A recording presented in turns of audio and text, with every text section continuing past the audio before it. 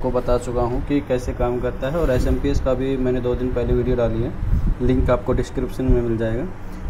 तो अगर हमें डायरेक्ट करनी होती है तो सबसे पहले यहाँ पर लाइन न्यूट्रल में से किसी भी एक ट्रैक कर लें और ब्रिज रेक्टिफायर की एक जो डायोड होते हैं, यहाँ पर हमारा क्या होता है, शॉर्ट की डायोड का यूज़ किया जाता है। यहाँ पर जो डायोड का यूज़ होता है वो हमारा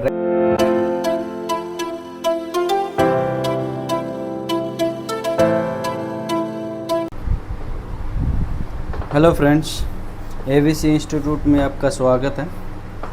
मैं दीपक LED ट्रेनर।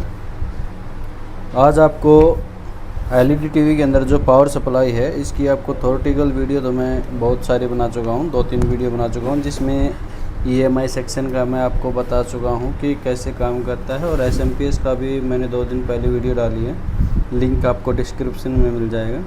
तो आज आपको बाय टेस्टिंग आपको बताता हूँ मल्टीमीटर के द्वारा कहाँ पर कौन सा कंपोनेंट लगा है और हमारा कैसे ये वर्क करता है। मतलब आपकी आज मैं पावर सप्लाई की पूरी ट्रेसिंग कराता हूँ, कौन सी पिन कहाँ जाएगी, कौन सी पिन से हमारी गेट पल्स निकलती है और हमारी कैसे AC फिल्टर होती है। तो सबसे पहले हमें जो हमारा EMI सेक्शन का जो ट्रेसिंग है वो आपको सबसे पहले बताता हूँ। तो EMI सेक्शन के अंदर आप देख रहे हैं, यहाँ पर हमारा ये पावर कनेक्टर होता है, जिसके बाद यहाँ से हमारा ये NTC होता है, नेगेटिव टेम्परेचर कोफिशिएंट, जो हमारा टेम्परेचर पर काम करता है। ये फ्यूज़ होता है, मतलब यहाँ पर जब हमारी AC इंटर होती है तो एक ट्रैक से हमारा फ्यूज़ पे जाता है और दूसरा ट्रैक हमारा NTC पे जाता है। किसी में ये हो सकता है कि दोनों एक ही ट्रैक पे हो। अब इसके ऊपर आगे ये हमारा MOV का दिया हुआ है।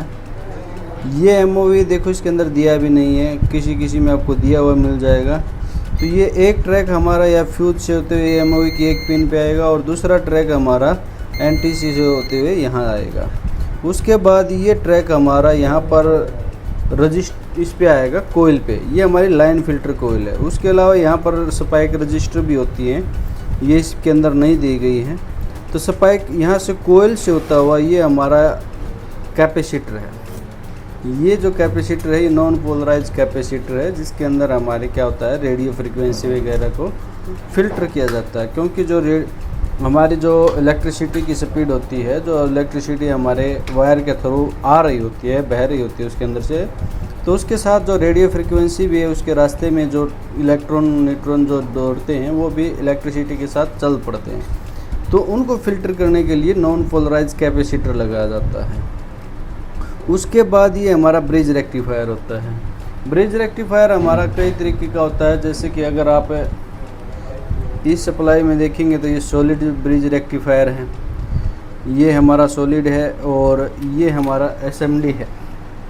और उसके अलावा ये बोर्ड है हमारा, इसके अंदर ये जो ब्रिज रेक्टिफायर है ये हमारा अलग अलग है। ये तो हमारा पैक ब्रिज रेक्टिफायर है ये वाला, और ये हमारा अलग अलग है जिसके अंदर 4 डायोडों का यूज़ किया गया है। और ये जो मैं चीज़ बता रहा था MOV, वो हमारा ये होता है, इस तरीके का हमारा MOV होता है जो पैरेलल में लगता है।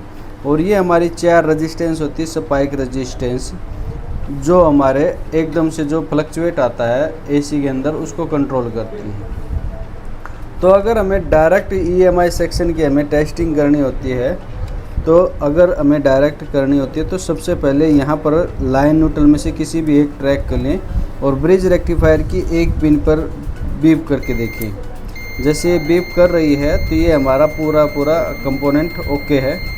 यहाँ पर अगर आपका ये पैक है तो किसी भी दूसरी पिन पर इसके अलावा ये बीप नहीं करना चाहिए। अगर ये ओपन होता, मतलब कि 4 अलग अलग डायोड लगे होते हैं रेक्टिफायर, तो 2 डायोड पर ये बीप करता है। अगर ये पैक है तो किसी एक पिन पर ही बीप करेगा। उसके बाद दूसरा हमारा जो न्यूट्रल पिन है ये इस पर बीप नहीं करेगी, अब ये इस पर बीप करेगी। अगर ये कंटिन्यूटी प्रॉपर आ रही है तो हमारा क्या है, EMI सेक्शन ओके है। EMI सेक्शन वो होता है जिसके अंदर हमारा NTC, फ्यूज, MOV, कोयल और NPC, नॉन पोलराइज कैपेसिटर, ये जो चीज़ लगी होती है ये हमारा EMI सेक्शन कहलाता है, जहाँ पर हमारी AC को फ़िल्टर किया जाता है। उसके बाद ब्रिज रेक्टिफायर से यहाँ से ये इधर से हमारी AC इनपुट होगी और यहाँ से हमारी नेगेटिव पॉजिटिव यानी DC आउट होगी। अब यहाँ पर जो नेगेटिव है ये इस कैपेसिटर के नेगेटिव पे आ जाएगी और ये पॉजिटिव हमारे यहाँ पॉजिटिव पर आ जाएगी। अब ये जो हमारी पॉजिटिव पॉइंट है यह हमारी डायरेक्ट कहाँ जाएगी, एसएमपीएस पे जाएगी। जो ये हमारा एमएफसी है, main filter capacitor, filter capacitor ये हमारा 450 वोल्ट से लेकर 500 वोल्ट तक और 68 एमएफडी से लेकर 100 एमएफडी तक यूज़ किया जाता है। इसके ख़राब होने से भी हमारा क्या होता है, बोर्ड रिस्टार्ट कंडीशन में रहता है कि बार बार ऑन ऑफ रहता है। अब यहाँ पर जो हमारी पॉजिटिव 300 वोल्ट बनेगी ये इसकी प्राइमरी कोयल में जाएगी। प्राइमरी कोयल हमारी इसी से डायरेक्ट बीप करेगी, जैसे ये कर रही है। यहाँ से ये हमारी डायरेक्ट यहाँ जाके इसके अंदर से प्राइमरी कोयल से निकल कर ये इसके थ्रू ये हमारा क्या होता है, एक टर्मिनल फ्यूज होता है, जो जब एसी से डीसी से एसी बनाई जाती है तब हमारी वोल्टेज के अंदर क्या होता है, एक साउंड बनती है जिसे हमिंग साउंड बोलते हैं। उस साउंड को, उस नॉइज़ को कंट्रोल करने के लिए ये हमारा थर्मल फ्यूज होता है। अब ये यहाँ से डीसी हमारी यहाँ जाएगी और इसके बाद टर्मिनल फ्यूज से होते हुए डायरेक्ट हमारी ये मेन इस पर हमारी आएगी ये एन चैनल मॉसफेट इसके ड्रेन पर आएगी। अब ड्रेन पर ये जब ये वोल्टेज आती है तो मॉसफेट इसके अंदर क्या करता है, इसके गेट को ऑन ऑफ करके यहाँ पर आने वाली वोल्टेज को ग्राउंड से संपर्क करवाता है, जिसके कारण यहाँ से नेगेटिव इलेक्ट्रॉन क्या होते हैं, हमारे पॉजिटिव इलेक्ट्रॉन के अंदर आते हैं। तो ये इसका जो सोर्स होता है वो बाय एक रजिस्टर, ये जो रजिस्टर दिख रही है R270, ये हमारी 1 ओम से भी छोटी रजिस्टर होती है जिसके थ्रू ये हमारा डायरेक्ट ग्राउंड होता है। अब यहाँ पर जो देख रहे हैं ये जो आईसी है, ये वाली आईसी, ये हमारी PWM आईसी होती है। ये आईसी जो होती है ये हमारी PWM आईसी होती है, जो पल्स विद मॉड्यूलेशन, जो इस मॉसफेट को चलाने के लिए इसका यूज़ किया जाता है। तो इसकी पहली पिन 1 और 2 पिन तो हमारी आउटपुट में होती है और दूसरी, तीसरी और 3 और 4 आउटपुट में होती है। तो इस मॉसफेट को स्विचिंग कराने के लिए सबसे पहले हमें एक आईसी की आवश्यकता होती है जिसे PWM आईसी कहते हैं, जो इसको पल्स देती है। और इस आईसी को चलने के लिए सबसे पहले खुद को VCC चाहिए होती है। वो VCC हमारी बाय रजिस्टर आती है। ये जो आप रजिस्टर देख रहे हैं यहाँ से ये एक किसी भी न्यूट्रल या फेज से आएगी, जैसे ये इससे आ रखी है हमारी लाइन से। उसके बाद इस रजिस्टर से यहाँ पर और यहाँ से फिर ये ट्रैक जो देख रहे हैं यहाँ से होती हुई सीधा हमारी आईसी पर ये वोल्टेज आएगी। तो यहाँ पर ये वोल्टेज आती है और एक पिन ये ग्राउंड होती है।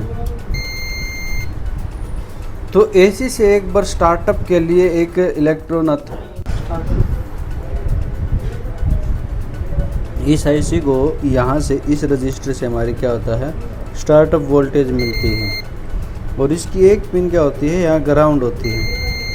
और जैसे इसको स्टार्टअप वोल्टेज मिलती है तो ये मतलब जो ग्राउंड वाली पिन जो होती है वो 1 नंबर होती है, ये 2, ये 3 और 4, 5, 6, 5 नंबर पर इसकी VCC आती है 6 नंबर पिन से। ये जो 6 नंबर पिन है इसके थ्रू यहाँ से जो प्रिंट जा रहे हैं, तो यहाँ से ये डायरेक्ट इन रजिस्टरों के द्वारा, जैसे 2 रजिस्टर हैं, एक तो यहाँ पर डायोड पर जुड़ी है, ये डायोड ट्रांजिस्टर भी होता है और डायोड भी जुड़ा होता है। यहाँ पर या तो PNP ट्रांजिस्टर होगा या डायोड होगा और एक यहाँ पर रजिस्टर के थ्रू यहाँ पर जुड़ता है और उसके बाद यहाँ से रजिस्टर के थ्रू ही ये डायरेक्ट हमारा गेट पल्स जाती है। यहाँ पर आपको मैक्सिमम 100 ओम तक की रजिस्टर मिलेगी जिसके थ्रू यहाँ पर ये गेट पल्स आती है और ये हमारे सीरीज में जुड़ी होती है। उस जैसे इसका गेट ऑन ऑफ होता है तो ये वोल्टेज हमारी मतलब जो ये डीसी है 300 वोल्ट में नेगेटिव इलेक्ट्रॉन आते हैं तो प्राइमरी कोयल में डीसी से एसी बन जाती है, जिससे हमारा मैग्नेटिक फील्ड बनता है। मैग्नेटिक फील्ड बनने के बाद ये वोल्टेज हमारी सेकेंडरी कोयल पर जाते हैं इधर, और सेकेंडरी कोयल से यहाँ पर एसी में आउट होते हैं। अब यहाँ पर जो एसी होती है ये हमारी एक नॉर्मल एसी नहीं होती है, हाई स्विचिंग एसी होती है। ये इतनी हाई स्विचिंग एसी होती है कि हमारा नॉर्मल मल्टीमीटर उसे काउंट नहीं कर पाता, क्योंकि यहाँ पर जो एसी आएगी वो हमारी 55 हर्ट्ज पर आएगी। लेकिन जब आईसी द्वारा इस डीसी को स्विच करके एसी में कन्वर्ट किया जाता है तो वो एसी हमारी क्या होता है, लगभग 10,000 हर्ट्ज तक चली जाती है। 10,000 हर्ट्ज पर जाने के बाद वो हमारी मल्टीमीटर से भी काउंट नहीं होती है, उसको डायरेक्ट यहाँ पर ये जो हमारा डायोड होता है, ये हमारे या तो अलग अलग 2 डायोड मिलेंगे या पैक डायोड मिलेगा कॉमन कैथोड, जिसका यहाँ पर एनोड पिन यहाँ होगी और कैथोड पिन यहाँ होगी। तो ये डायरेक्ट इस एसी से पॉजिटिव इलेक्ट्रॉन निकाल लेते हैं। ये जो डायोड होते हैं यहाँ पर हमारा क्या होता है, शॉर्ट की डायोड का यूज़ किया जाता है। यहाँ पर जो डायोड का यूज़ होता है वो हमारा रेक्टिफायर का यूज़ किया जाता है और यहाँ पर हमारा शॉर्ट की डायोड का यूज़ किया जाता है। ये हमारे 55 हर्ट्ज पर यूज़ होने वाले डायोड हैं जो रेक्टिफायर हैं, और जो शॉर्ट की डायोड हैं ये हमारे 10,000 तक की स्विचिंग वाली वोल्टेज पर, 10,000 तक हर्ट्ज वाली वोल्टेज पर यूज़ किया जाता है। अब यहाँ पर ये हमारे 2 प्रकार के डायोड लगे हैं। अब आप देख रहे होंगे कि ये भी हमारा डायोड है, ये भी हमारा डायोड है, तो आप इसको भी डायोड समझ रहे होंगे। ये हमारा डायोड नहीं है।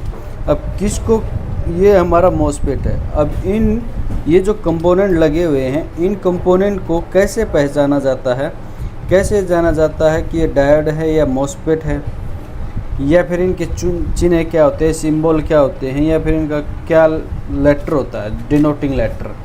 तो ये सब सीखने के लिए आपको इंस्टीट्यूट आना पड़ेगा, क्योंकि ये सब चीज़ें आपको इंस्टीट्यूट पे ही सिखाई जाएंगी। तो डायोड को कैसे पहचाने, मॉसफेट को कैसे पहचाने, टेस्टिंग कैसे करें, इसके लिए आपको बेसिक से पूरा कोर्स करना पड़ेगा।